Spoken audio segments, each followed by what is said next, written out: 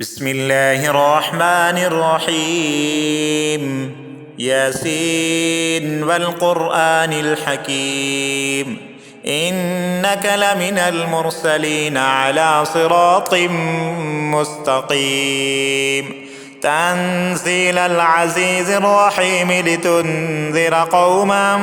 ما أنذر آباؤهم فهم غافلون. لقد حق القول على أكثرهم فهم لا يؤمنون. إنا جعلنا في أعناقهم أغلالا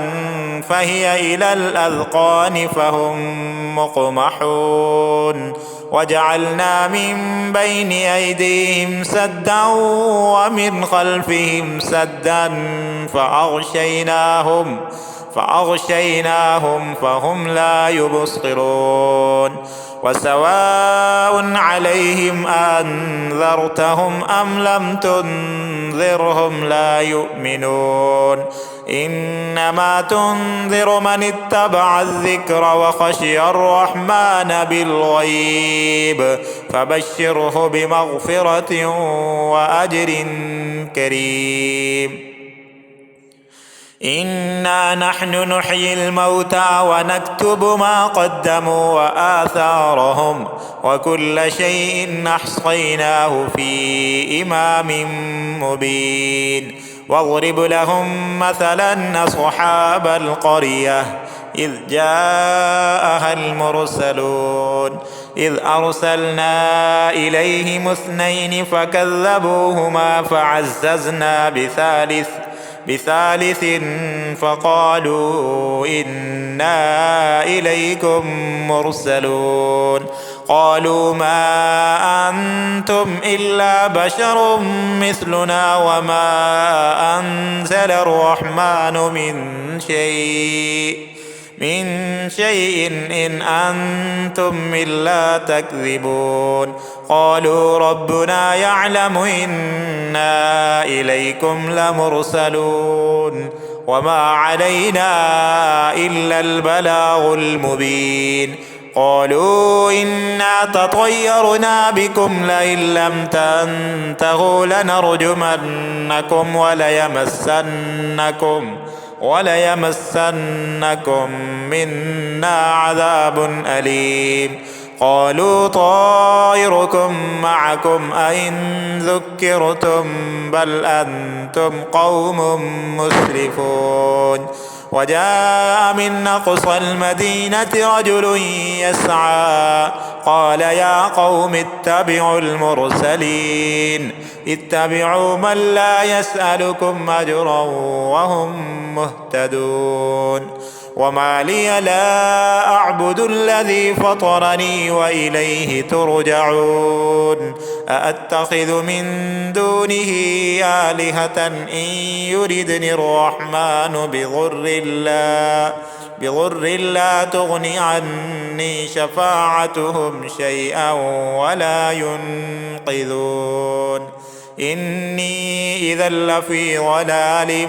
مبين. إني آمنت بربكم فاسمعون. قيل ادخل الجنة قال يا ليت قومي يعلمون بما غفر لي ربي وجعلني من المكرمين. وما أنزلنا على قومه من بعده من جند من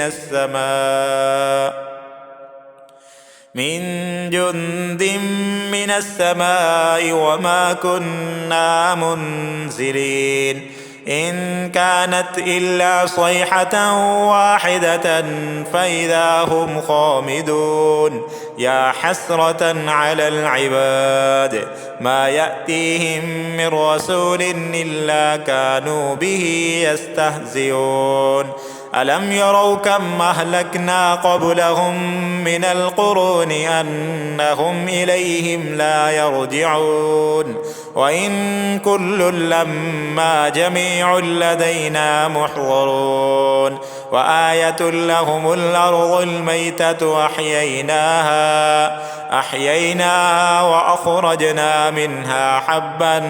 فمنه يأكلون وجعلنا فيها جنات من نخيل وأعناب وفجرنا فيها من العيون ليأكلوا من ثمره وما عملته أيديهم أفلا يشكرون سبحان الذي خلق الأزواج كلها مما تنبت الأرض ومن أنفسهم ومما لا يعلمون وآية لهم الليل نسلخ منه النهار فإذا هم مظلمون والشمس تجري لمستقر لها ذلك تقدير العزيز العليم والقمر قدرناه منازل حتى عاد كالعرجون القديم لا الشمس ينبغي لها أن تدرك القمر ولا الليل سابق النهار وكل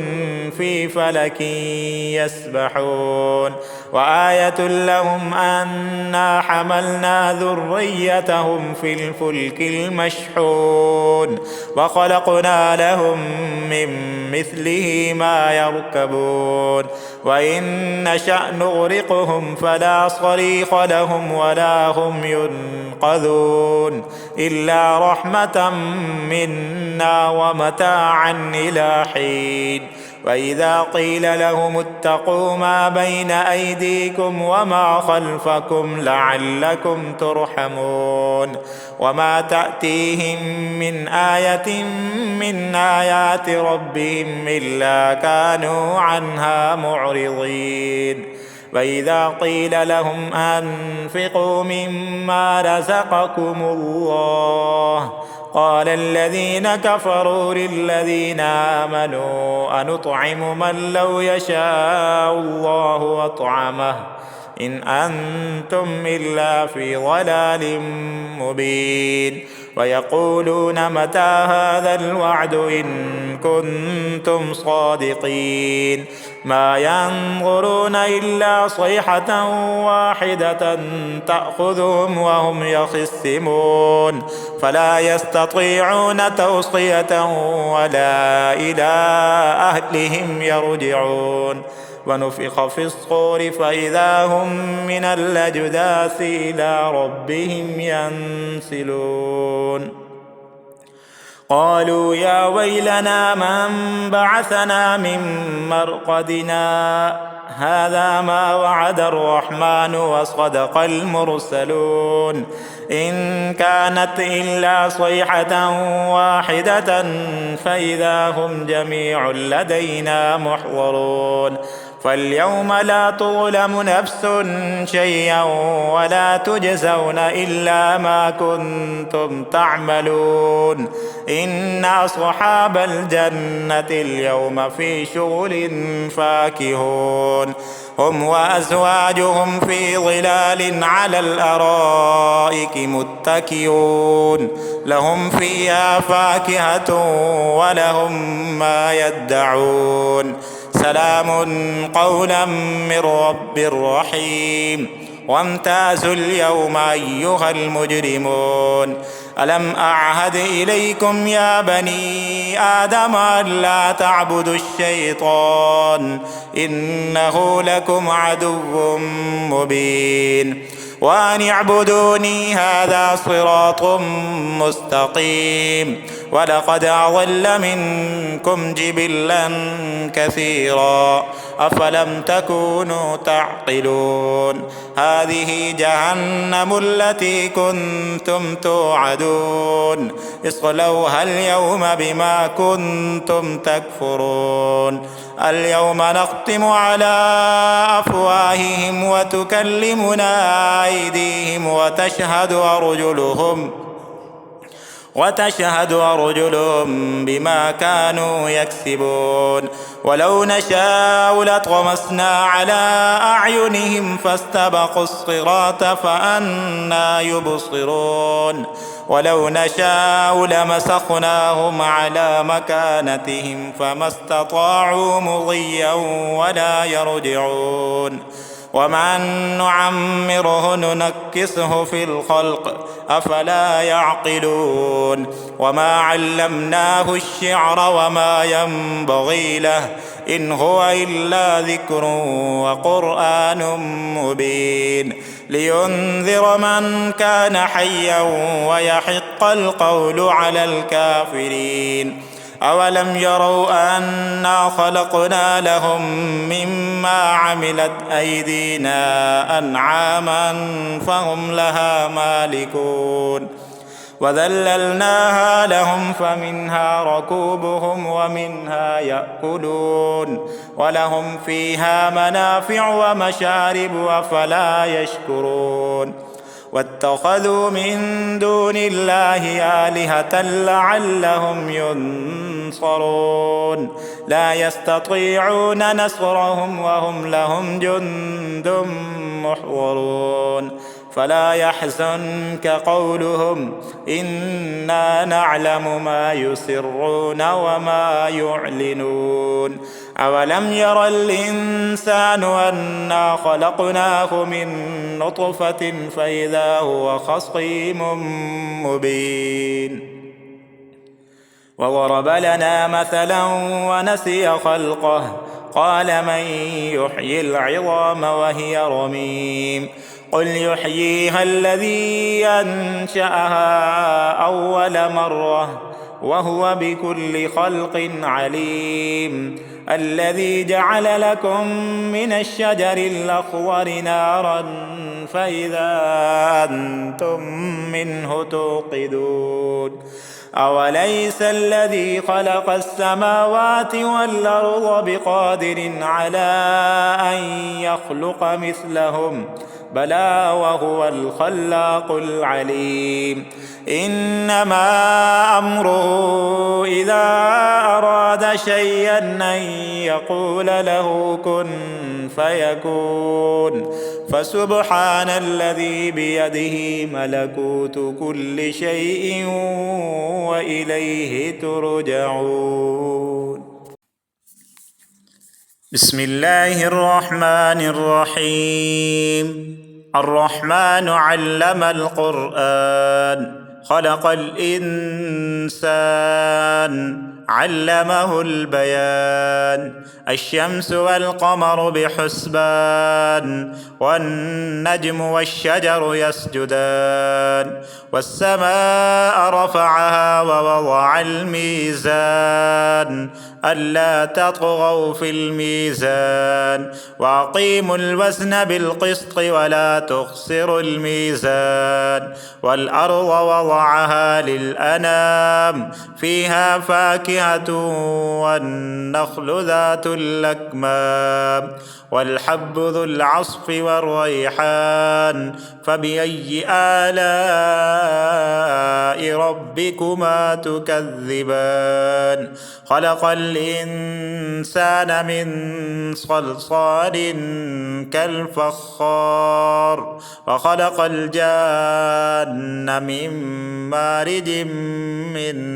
نار فبأي آلاء ربكما تكذبان رب المشرقين ورب المغربين فبأي آلاء ربكما تكذبان مرج البحرين يلتقيان بينهما برزخ لا يبغيان فبأي آلاء ربكما تكذبان يخرج منهما اللؤلؤ والمرجان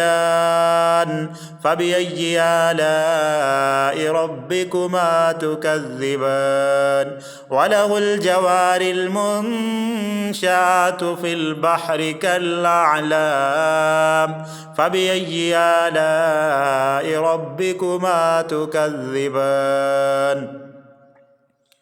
كل من عليها فان ويبقى وجه ربك ذو الجلال والإكرام فبأي آلاء ربكما تكذبان يسأله من في السماوات والأرض كل يوم هو في شأن فبأي آلاء ربكما تكذبان سنفرغ لكم أيها الثقلان فبأي آلاء ربكما تكذبان يا معشر الجن والإنس إن استطعتم أن تنفذوا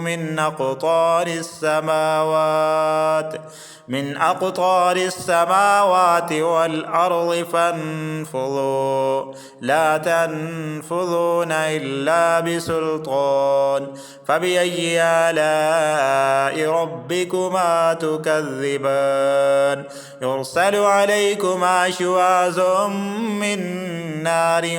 ونحاس فلا تنتصران فبأي آلاء ربكما تكذبان فإذا انشقت السماء فكانت وردة كالدهان فبأي آلاء ربكما تكذبان فيومئذ لا يسأل عن ذنبه إنس ولا جان فبأي آلاء ربكما تكذبان يعرف المجرمون بسيماهم فيؤخذ بالنواصي والأقدام فبأي آلاء ربكما تكذبان هذه جهنم التي يكذب بها المجرمون يطوفون بينها وبين حميم آن فبأي آلاء ربكما تكذبان ولمن خاف مقام ربه جنتان فبأي آلاء ربكما تكذبان ذواتا أفنان فبأي آلاء ربكما تكذبان فيهما عينان تجريان فبأي آلاء ربكما تكذبان فيهما من كل فاكهة زوجان فبأي آلاء ربكما تكذبان متكئين على فرش بطائنها من استبرق وجنى الجنتين دان فبأي آلاء ربكما تكذبان فيهن قاصرات الطرف لم يطمسهن إنس قبلهم ولا جان فبأي آلاء ربكما تكذبان كأنهن الياقوت والمرجان فبأي آلاء ربكما تكذبان الجزاء الإحسان إلا الإحسان فبأي آلاء ربكما تكذبان ومن دونهما جنتان فبأي آلاء ربكما تكذبان مدهامتان فبأي آلاء ربكما تكذبان فيهما عينان نضاختان فبأي آلاء ربكما تكذبان فيهما فاكهة ونخل ورمان فبأي آلاء ربكما تكذبان فيهن خيرات حسان فبأي آلاء ربكما تكذبان حور مقصورات في الخيام فبأي آلاء ربكما تكذبان لم يطمسهن إنس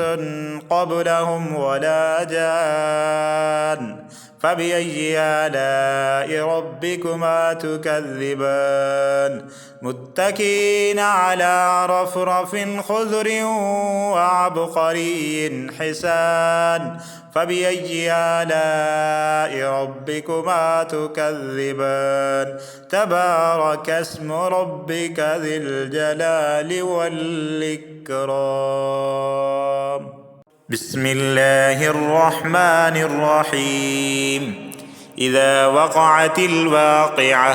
ليس لوقعتها كاذبة خافضة رافعة إذا رجت الأرض رجا وبست الجبال بسا فكانت هباء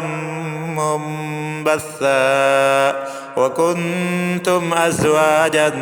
ثلاثة فأصحاب الميمنة ما أصحاب الميمنة وأصحاب المشأمة ما أصحاب المشأمة والسابقون السابقون أولئك المقربون في جنات النعيم سلة من الأولين وقليل من الآخرين على سرر موضونة متكئين عليها متقابلين يطوف عليهم ولدان مخلدون بأكواب وأباريق وكأس من معين لا يصدعون عنها ولا ينزفون وفاكهة مما يتخيرون ولحم طير مما يشتهون وحور عين كأمثال اللؤلؤ المكنون جزاء بما كانوا يعملون لا يسمعون فيها لغوا ولا تأثيما إلا قيلا سلاما سلاما وأصحاب اليمين ما أصحاب اليمين في سدر مخضود وطلح منضود وظل ممدود وماء مسكوب وفاكهة كثيرة لا مقطوعة ولا ممنوعة وفرش مرفوعة إنا أنشأناهن إنشاء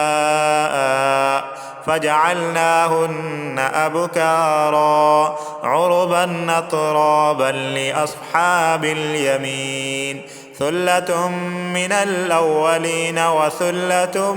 من الآخرين وأصحاب الشمال ما أصحاب الشمال في سموم وحميم وظل من يحموم لا بارد ولا كريم إنهم كانوا قبل ذلك مترفين وكانوا يصرون على الحنث العظيم وكانوا يقولون أئذا متنا وكنا ترابا وعظاما أئنا لمبعوثون أو آباؤنا الأولون قل إن الأولين والآخرين لمجموعون إلى ميقات يوم معلوم ثم إنكم أيها الضالون المكذبون لآكلون من شجر من زقوم فمالئون منها البطون فشاربون عليه من الحميم فشاربون شرب الهيم هذا نزلهم يوم الدين نحن خلقناكم فلولا تصدقون أفرأيتم ما تمنون أأنتم تخلقونه أم نحن الخالقون نحن قدرنا بينكم الموت وما نحن بمسبوقين على أن نبدل أمثالكم وننشئكم فيما لا تعلمون ولقد علمتم النشأة الأولى فلولا تذكرون أفرأيتم ما تحرثون أأنتم تزرعونه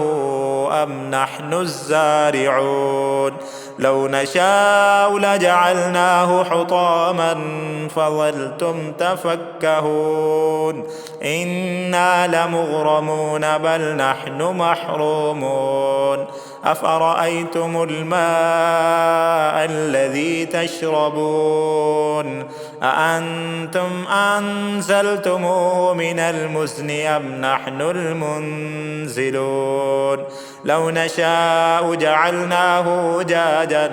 فلولا تشكرون أفرأيتم النار التي تورون أأنتم أنشأتم شجرتها أم نحن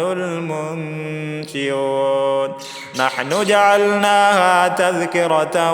ومتاعا للمقوين فسبح باسم ربك العظيم فلا أقسم بمواقع النجوم وإنه لقسم لو تعلمون عظيم إنه لقرآن كريم في كتاب مكنون لا يمسه إلا المطهرون تنزيل من رب العالمين أفبهذا الحديث أنتم مدهنون وتجعلون رزقكم أنكم تكذبون فلولا إذا بلغت الحلقوم وأنتم حينئذ تنظرون ونحن أقرب إليه منكم ولكن لا تبصرون فلولا إن كنتم غير مدينين ترجعونها إن كنتم صادقين فأما إن كان من المقربين فروح وريحان وجنة نعيم وأما إن كان من أصحاب اليمين فسلام لك من أصحاب اليمين وأما إن كان من المكذبين الضالين فنزل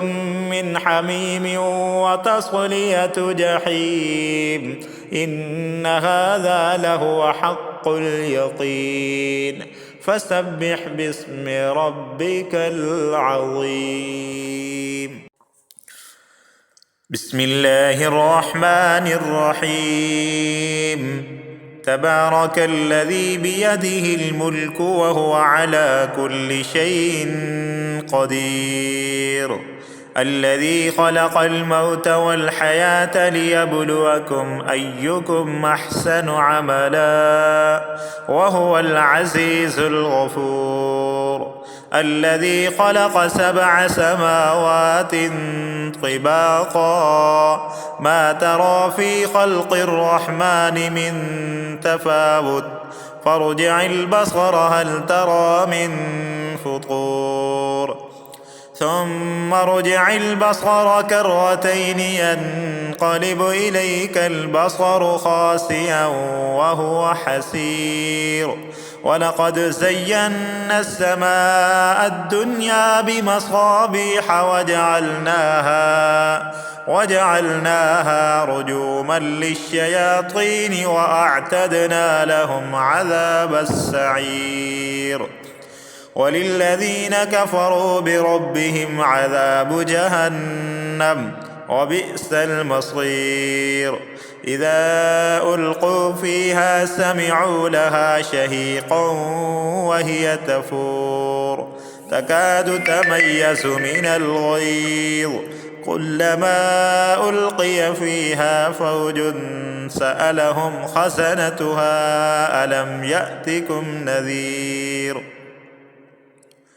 قالوا بلى قد جاءنا نذير فكذبنا وقلنا ما نزل الله من شيء إن أنتم إلا في ضلال كبير وقالوا لو كنا نسمع أو نعقل ما كنا في أصحاب السعير فاعترفوا بذنبهم فسحقا لأصحاب السعير إن الذين يخشون ربهم بالغيب لهم مغفرة وأجر كبير وأسروا قولكم أو اجهروا به إنه عليم بذات الصدور ألا يعلم من خلق وهو اللطيف الخبير هو الذي جعل لكم الأرض ذلولا فامشوا في مناكبها وكلوا من رزقه وإليه النشور أأمنتم من في السماء أن يخسف بكم الأرض فإذا هي تمور أم أمنتم من في السماء أن يرسل عليكم حاصبا فستعلمون كيف نذير ولقد كذب الذين من قبلهم فكيف كان نكير أولم يروا إلى الطير فوقهم صافات ويقبضن ما يمسكهن إلا الرحمن إنه بكل شيء بصير أمن هذا الذي هو جند لكم ينصركم من دون الرحمن إن الكافرون إلا في غرور أمن هذا الذي يرزقكم إن أمسك رزقه بل لجوا في عتب ونفور أفمن يمشي مكبا على وجهه أهدى أمن يمشي سويا على صراط مستقيم قل هو الذي أنشأكم وجعل لكم السمع والأبصار والأفئدة قليلا ما تشكرون قل هو الذي ذرأكم في الأرض وإليه تحشرون ويقولون متى هذا الوعد إن كنتم صادقين قل إنما العلم عند الله وإنما أنا نذير مبين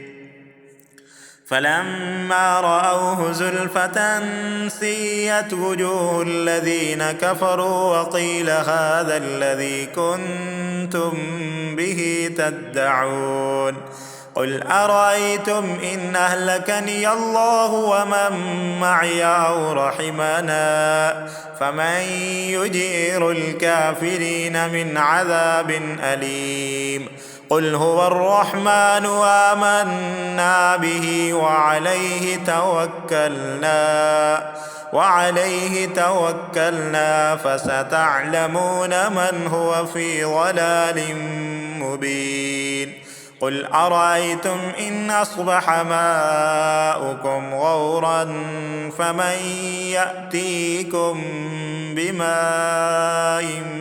معين